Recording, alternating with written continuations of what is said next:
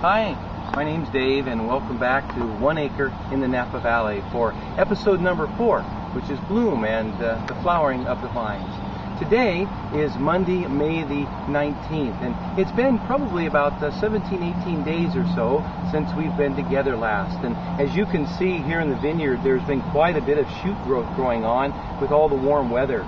In fact, last Thursday and Friday, it was bouncing off 100 degrees or so, so there's been quite a bit of growth because of that.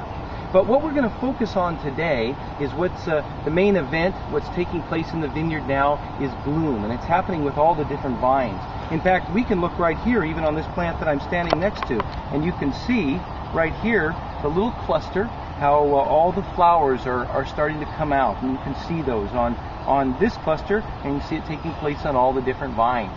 But let's focus in on our little friend. We haven't visited with him a little bit, and see how the clusters are developing there. So come forward. What I did here once again was put a little white piece of paper back behind our little cluster so we could see it a little bit more clearly. And the flowering we can actually see taking place all the way along the cluster itself. Now the flowering that we see here normally occurs within about 8 weeks or so of bud break, so we're just about right on time, and we're about 7 weeks or so.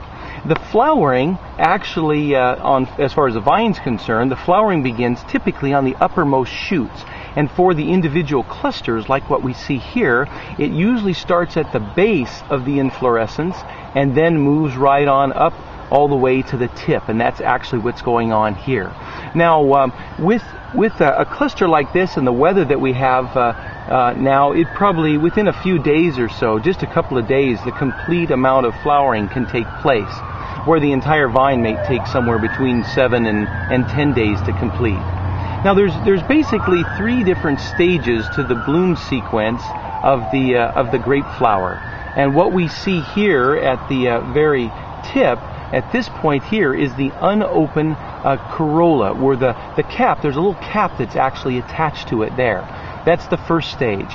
Then the second stage happens when the cap actually begins to separate, kind of pulls apart a little bit.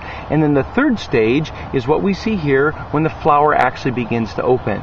Now at the tip up here, you can actually see the caps are still on. They haven't come off yet. Some of them are dislodged a little bit further back, but all the way back the caps have come off and the little flowers have begun to open up. Kind of small greenish little flowers that you can see right in this area here. Now the flowers themselves on a Vitis vinifera vine like this are generally referred to as perfect flowers. This definition is given to them because they have both male and female parts in the same flower that are functioning. So with this kind of a design to the grapevine or the grape cluster, self-pollination is basically the rule for this particular type of grape cultivar. Now it's true wind and insects and things like that kind of contribute to the pollination, but they're not of much significance.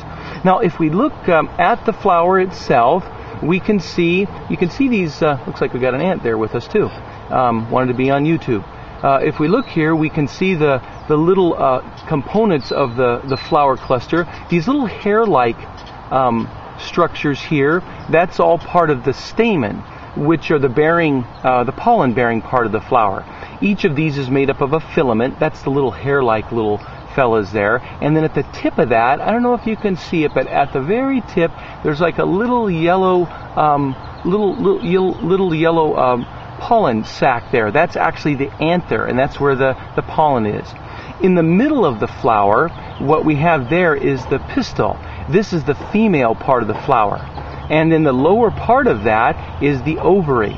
So when the pollen comes off the little anthers that surround the ovary, it goes down into the pistil, down into the ovary, and that's where everything really gets going. And that's when fertilization takes place.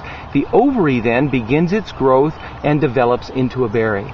Now something that's really kind of interesting that we might take a look at too is, if I pull back this a little bit and we look over here, just put my hand behind it.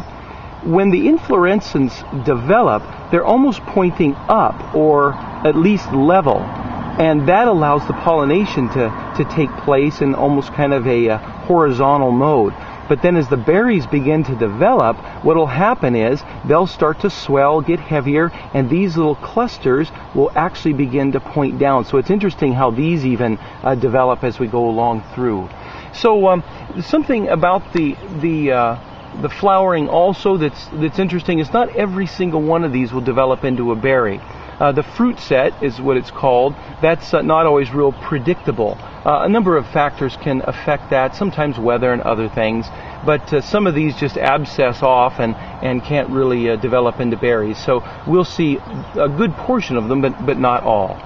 And so it's interesting to take a look at this, really, because this is actually the very origin of the wine that we're going to be enjoying in several years. When this pollen gets in there, the berries develop, and that's where, of course, the berries that develop the wine will come from. So that gives us an idea as to the bloom and the bloom that's going on in the vineyard today. So thanks again very much for tuning in. Like I said, we'll take a look at the plants again, or this particular plant, probably in about 2-3 weeks or so. By then the berries will actually be beginning to develop, and we can see how they're coming along. So thanks very much for tuning in, and we'll see you in a couple of weeks.